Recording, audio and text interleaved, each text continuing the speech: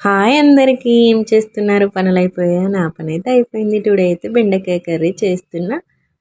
Miss కాకుండా full video అయితే చూడండి. నా స్టైల్లో ఎలా చేస్తాను, ఓకేనా?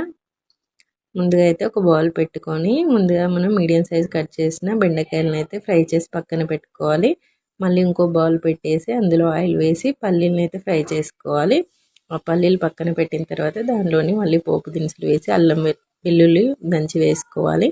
పచ్చిమిర్చి ఆనియన్స్ వేసి అవి కొంచెం ఫ్రై అయిన తర్వాత పసుపు అల్లం వెల్లుల్లి పేస్ట్ వేసి మంచిగా కలుపుకున్న తర్వాత మళ్ళీ కరివేపాకు సాల్ట్ వేసుకోవాలి. అది ఫ్రై అయిన తర్వాత ముందుగా మనం ఫ్రై చేసి పక్కన పెట్టిన బెండకాయలను అయితే ఇందులో వేసుకోవాలి. ఒక 5 మినిట్స్ అలా 10 మినిట్స్ ఫ్రై అయిన తర్వాత మంచిగా కొంచెం కారం వేసుకుంటే వేసుకోండి మీకు ఇష్టమైతే. నేనైతే కారం వేసాను. ధనియా పౌడర్ గరం మసాలా వేసి మంచిగా కలిపేసి పల్లీలను అయితే వేసుకోవాలి. అందులో కలిపేసిన తర్వాత కొత్తిమీర వేసి కర్రీ అయితే రెడీ అయిపోతుంది. బెండకాయ నా స్టైల్లో. ఆ ఫ్రూట్ పేరేంటో మీకు తెలిస్తే కామెంట్ చేయడం మర్చిపోకండి. టుడే అయితే రైస్ బెండకాయ పల్లీల కర్రీ చేశాను. ఎలా ఉందో కామెంట్ చేయండి. బాయ్ మరి.